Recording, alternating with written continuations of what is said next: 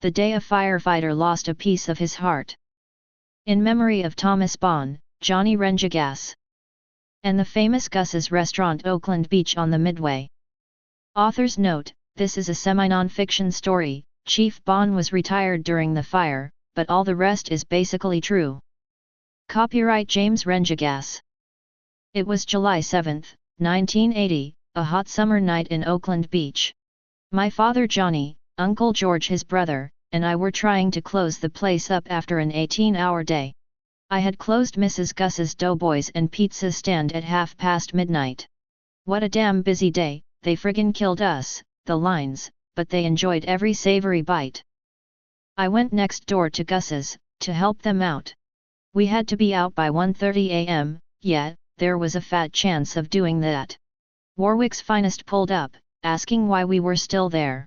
Someone had forgotten to call the police station to tell them we were running late, because of the liquor license. I told the policeman, "You want to help us clean up? Here's a wet towel." He smirked and walked away, shaking his head. Gus's started in 1924, in a small stand next door in the Ham's front yard like all the other stands on the Midway, that Greek Revival house. This building is the third to be built, scaling up. It held about 200 people, a full bar, and huge takeout windows with a grill in front of the window, a dance floor, and a small stage in the back next to the office, with a piano. Everyone loved the songs in the old jukebox. Speaking of songs, here it goes again, Engelbert Humperdinck, "Please Release Me Let Me Go." The whole joint was singing it, they could hear it all the way to East Greenwich Harbor. Damn!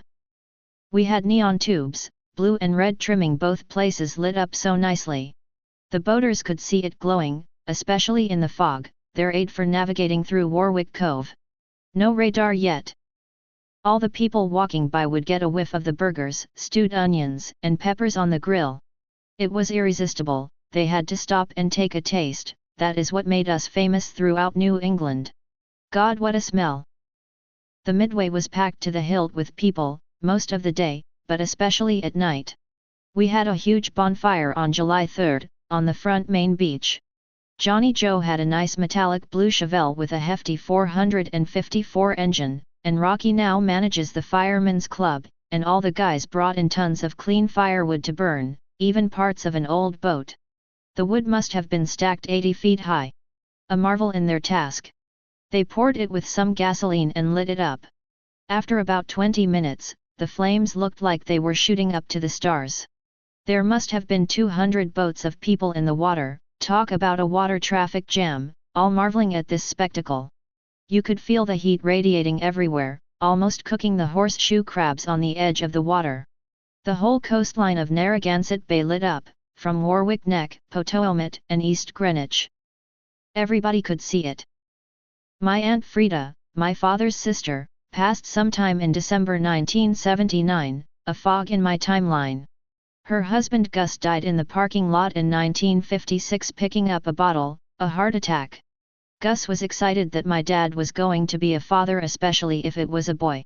Dad was going to name me James, Demetrius in Greek, after his father, my grandfather, who he loved so much.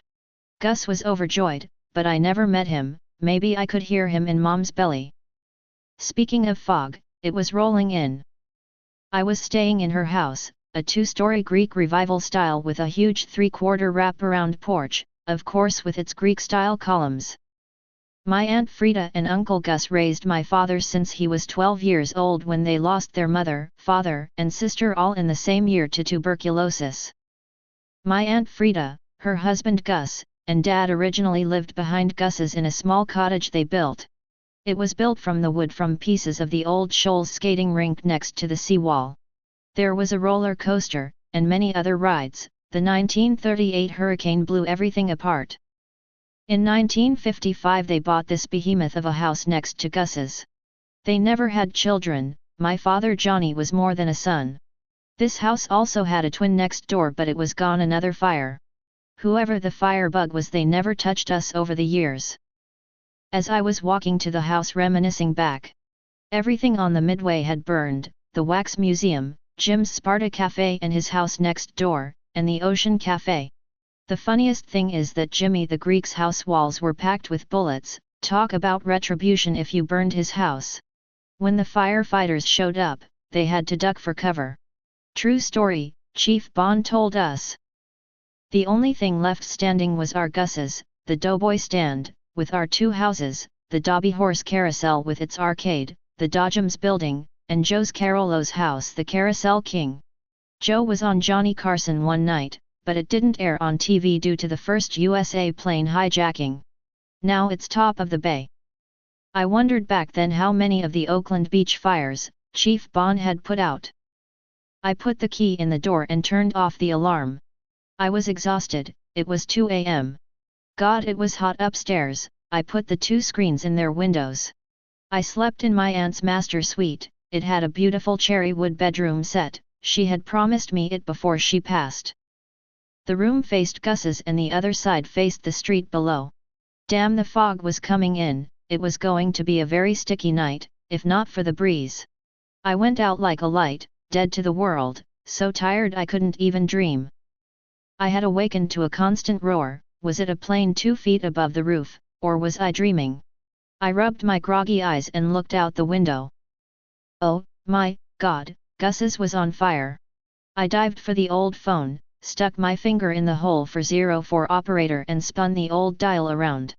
A lady answered. Operator, can I help you?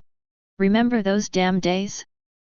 Now you can say hey Google, she'll do it for you directly to the fire station. I told her, I need the Warwick Fire Department fast, our restaurant was on fire. She replied, what, who are you, where? I said to her, I live next door, it's Gus's 885 Oakland Beach Avenue on the Midway, Warwick. She replied, oh, my God, I love that place. After all, who didn't? I thought. Okay, 1 second, she replied. She connected me right away.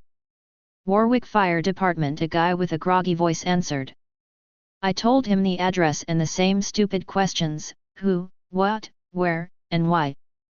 I said to him, look, get the damn trucks down here fast, or Tommy Bonn will set your ass on fire, got it? His favorite place is burning. He replied, will do, and I heard the alarm bell steadily ringing in the background. They went into alarm action. I dressed and ran out the front door. The front right takeout windows were exploding out. I ran by the front of the old Dodgem building away from the glass, smoke, and flames. I had to get to the cottage in the back of Gus's. Peter Falso stayed there with his wife and child. He worked for us for years. When Peter was stationed in Okinawa with the army, we missed him for 2 years. He was like a brother, no, a brother for sure. I banged on the door. He stuck his head in the small window yelling, what do you want? It was 5 a.m. I said, Gus's is on fire. I ran back to the doughboy stand and opened the door. Finally, the cop showed up. Later the Beacon reported that the police discovered the fire. Yeah, right, bullshit, who do you think you are kidding? I could hear the fire truck sirens coming down Oakland Beach Avenue, lights blazing. I had a clear view sight to St. Rita's Church from where I was standing. The fire trucks parked just before Gus's, in front of our house, and pulled all the hoses and ladders. Hooking up to the fire hydrant in front of the old Dodgem building directly across from the fire. The men carried ladders to the side of the dining room in the parking lot next to the doughboy stand. God, I was thirsty, so I cracked open an ice-cold Yacht Club cream soda.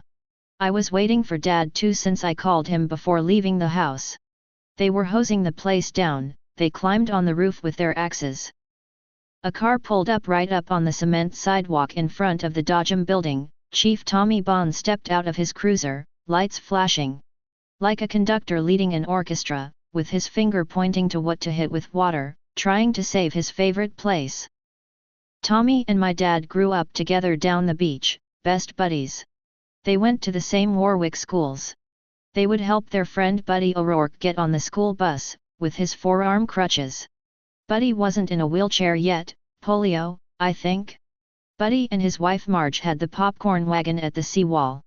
Everyone looked out for one another, not like today. Tommy and his wife, Phyllis, used to come in often for a few and chat with Dad.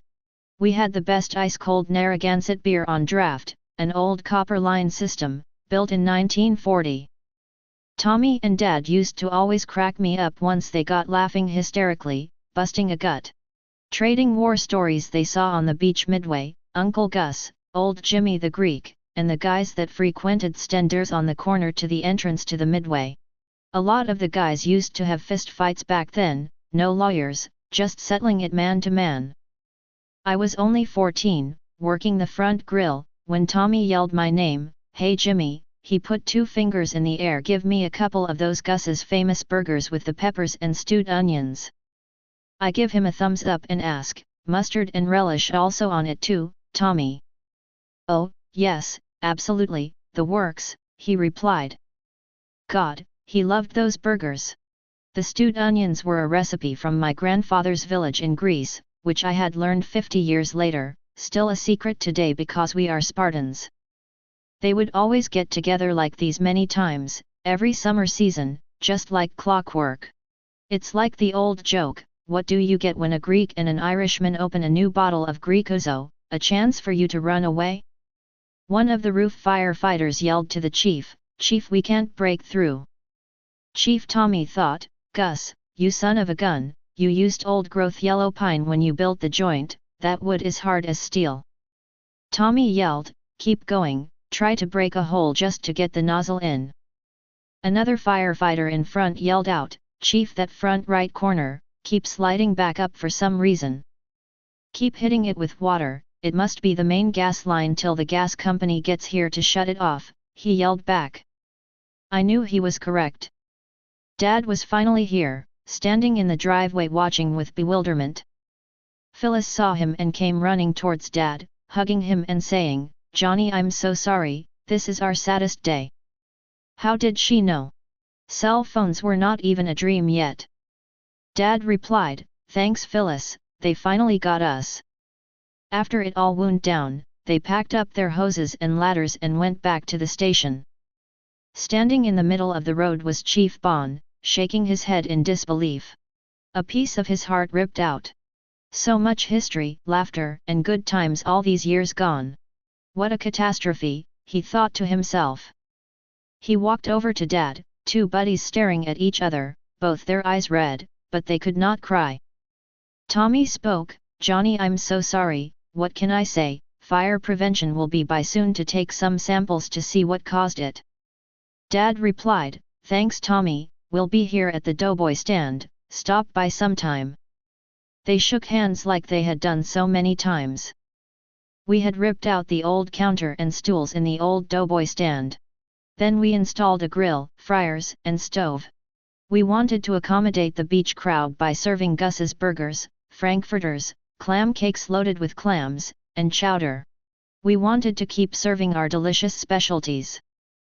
Tommy and Phyllis did stop by a couple of times for their Gus's burgers. Light laughter again, but not the same. Tommy looked over to the boarded-up Gus's thinking, "I could use an ice-cold Narragansett draft right now, damn, what a shame." As years went by, I was living in Warwick with my new bride, originally from an island in Greece. I heard Tommy passed. I went to the wake to pay my respects to his children. Joey, I did not remember, but he was a firefighter like his dad. Tommy must have been very proud of him for filling his shoes. Patty, I vaguely remembered, but she knew who I was. Cindy, I knew from the beach back then, a feisty girl, always so pretty too. Sandy, I did not remember her. Lastly Chucky, I knew him from the beach also, he had passed. It's kind of weird almost, seeing all those faces at the funeral parlor, many from the beach, looking vaguely familiar. I could not place their names, wishing you could see what they looked like back in the late 80s, I was no exception. I probably served most of them at both places. Now with all the new technology, the 3 Bonn children and I are friends on Facebook, as I sip my 6th ice-cold Corona with a twist of lime, never to have an ice-cold Narragansett beer again from the old Gus's. I still make Gus's burgers from time to time at home. Just before I take that first bite, I make a toast in the air, and say, "Here's to you Tommy, my dad's best friend." Relish the good times means to enjoy or savor the good times to the fullest. I have hundreds of pictures in separate albums of Oakland Beach on Facebook. Mrs. Gus's Doughboys, enjoy. Copyright 2024 James Rengigas, aka Jimmy the Greek, also now aka the Spartan.